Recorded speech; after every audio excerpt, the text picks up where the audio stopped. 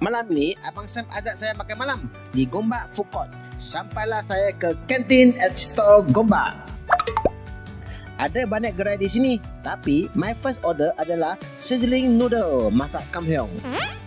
Abang Sam minta try sikit, saya pun bagi dia sikit. Saya mana berkira sangat kan?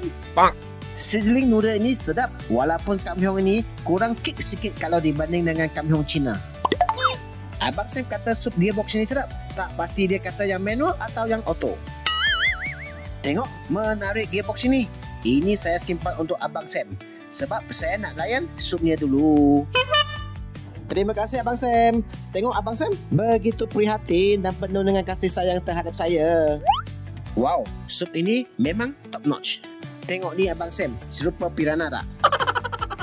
Rupa-rupanya Zam Char Kway Teow dah berpindah ke sini. Ini legend. Saya terus order Char Kway Teow chicken grill. Wah, ini memang extraordinary taste. Ada wok hei dan sebiji macam Char Kway Teow Cina. Mungkinkah sifunya Wong Fei Hong? Boleh dikatakan buat masa kini, inilah Char Kway Teow Melayu yang saya paling suka sekali. Next round, saya nak try yang basah pula. Mantap. Bagi hantu kopi macam saya, nampak kopi memang pantang kena order. Harga sini memang tersangat murah. Kopinya pula manja-manja je. Bukan jenis yang kau sampai tak boleh tidur sehingga esok pagi. Sini memang best untuk makan dan lepak.